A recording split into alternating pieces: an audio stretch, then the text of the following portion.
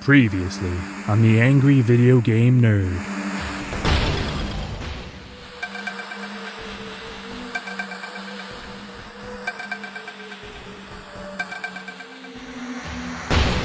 Huh? Warning, do not play track 1 of this game CD on any audio CD player. Why not? I have to find out.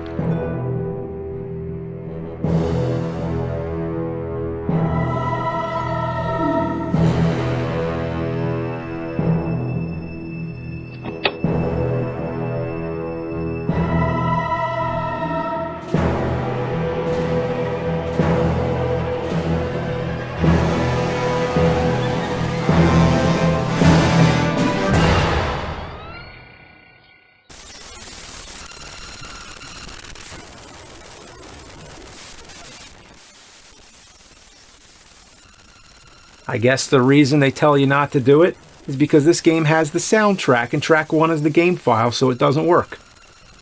Anyway, today we're going to play A Town with No Name, but first we got to talk about the system it ran on, the Commodore CDTV, which was basically a home computer and a CD-ROM drive crammed into an aluminum coffin. Know what CDTV stands for? Compact disc television? No. It actually stands for Commodore Dynamic Total Vision. Wow, what a redundant acronym. Because it's the Commodore CDTV, which means Commodore Dynamic Total Vision. Kind of like how DC Comics is technically Detective Comics. Ever notice that? Alright, I just gotta go get my CDTV somewhere over here.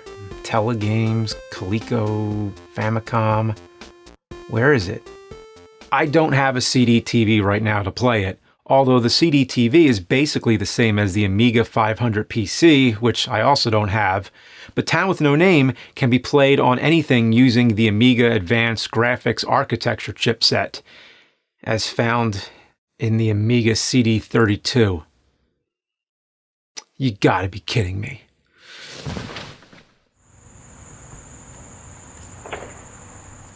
Oh, God.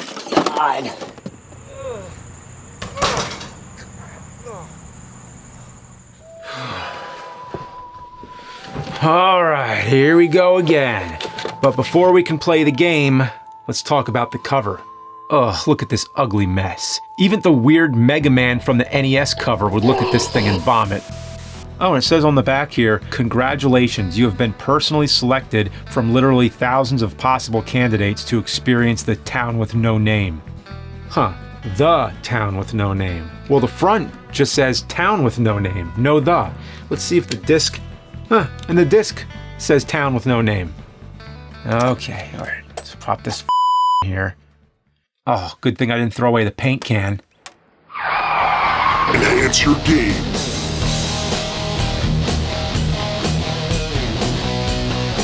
Enhance your life. Become a true CD32 master and reach a whole new level of gaming excellence with this brand new add-on sold at these fine retailers. Oh, it looks worse than I thought it would. So the train stops and this guy gets off and just squashes the happiest spider in the world. Why is there so much blood? Say, old timer, what place is this? Unbelievable. The lip sync is actually worse than Drake the 99 Dragons. Oh wait, hold on. The Town with No Name? Okay, so if we assume that the title in the actual game is the one that's correct, that would mean the back of the box is correct, but the front is wrong, which is actually worse. The disc is wrong, the spine is wrong, and let's see what it says inside the manual. It says, nothing!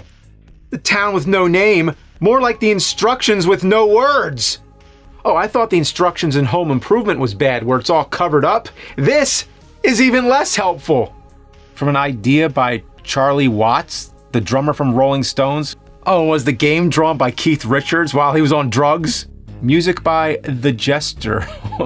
Oh, that's quite a jest. Oh boy, it's another menu. I can get back on the train, head into town, or talk to the old timer. This, I'm getting back on the train.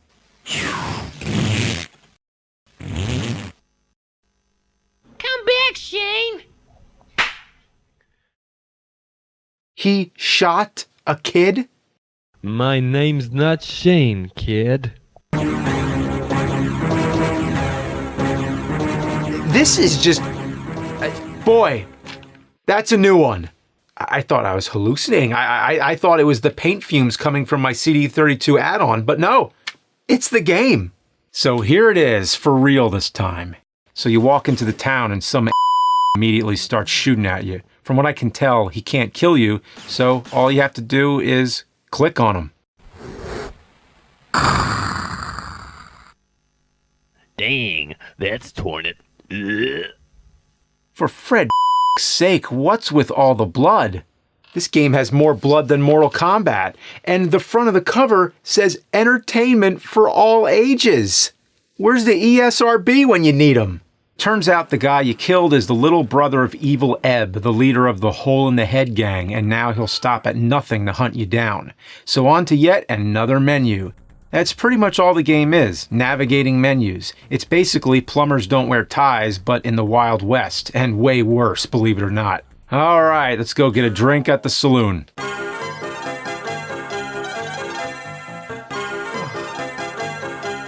Another ear-splitting hit from the jester. So in the saloon, you get a drink, if you can catch it.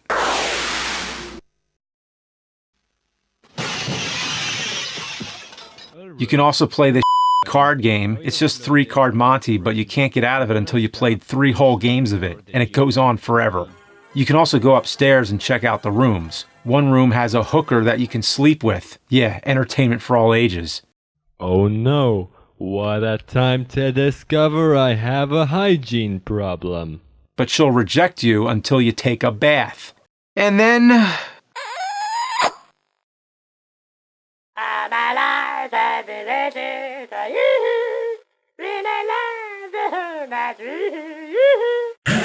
well, that was horrifying. The last room is some guy throwing knives at you, and I'm dead.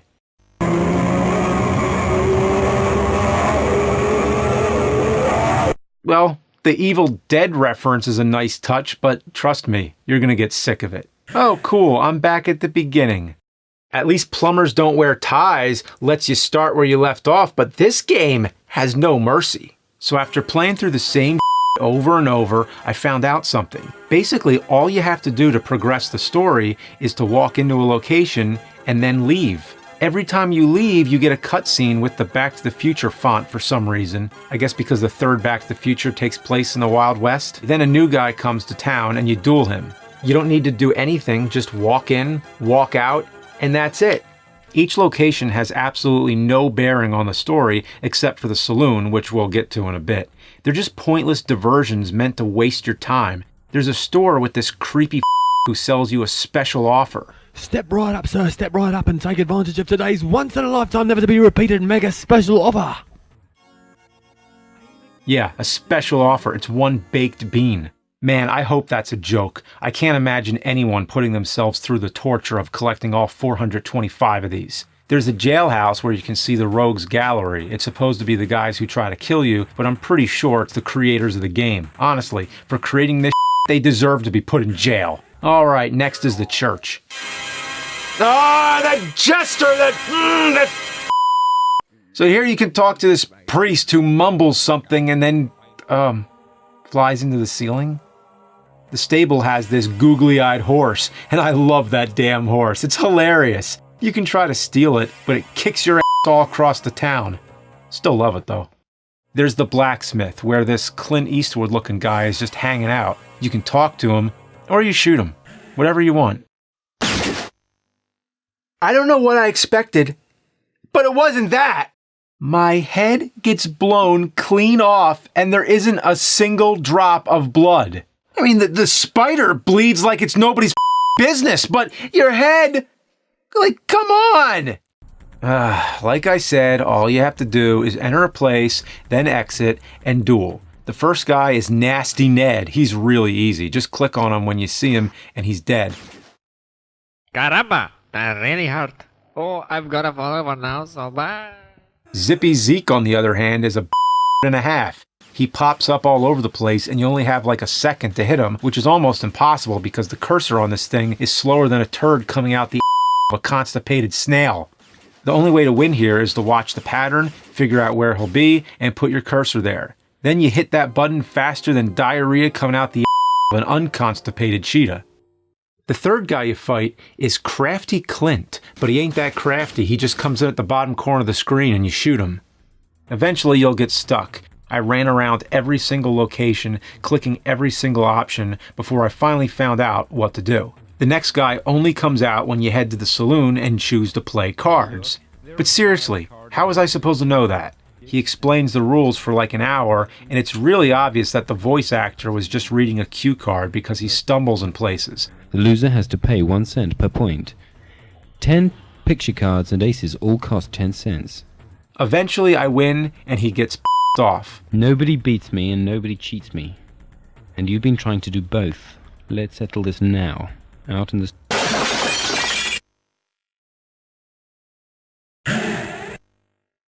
And then I'm back at the beginning again. You know, with this game, you make one tiny step forward, and then it sets you all the way back.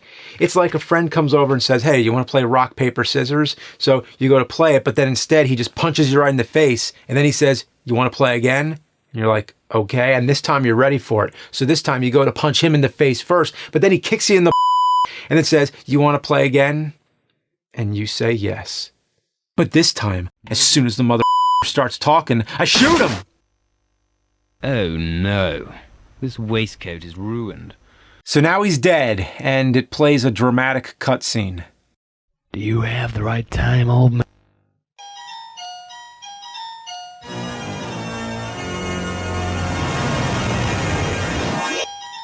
No. So finally, after killing the last two guys, you face the main bad guy, Evil Ebb. He jitters around and whispers his lines. It's like the voice actor didn't want to wake his parents in the next room. Let's get started. It's anticlimactic, to say the least. So this time you spare Evil Ebb and get the thrilling conclusion to the story. If only the audio would stop cutting. Go on then, Billy Bob. Finish me off. Billy Bob? You mean you're not Billy Bob? So it turns out you were in the wrong place at the wrong time. You showed up to the wrong city, and Ebb thought you were someone else, so you walk off to the saloon with Evil Ebb to grab a whiskey, and then the game just kicks your back to the beginning. Well, that's it. And the good news is I never have to play the Amiga CD32 ever again. And just to make sure this time, I'm sending this thing back to the depths of hell.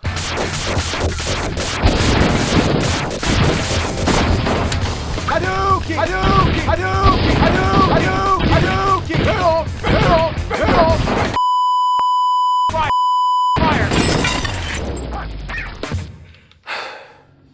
You know what? This digital because this thing needs to be destroyed for real. I'm not joking around. I'm going practical. I'm gonna do the real deal.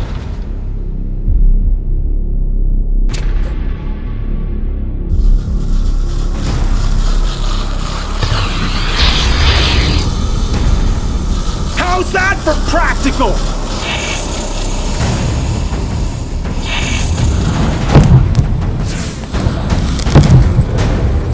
Yeah! Burn, baby, burn! Yeah!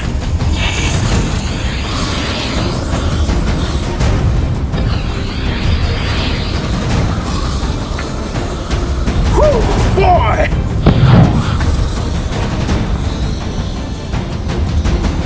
Yeah!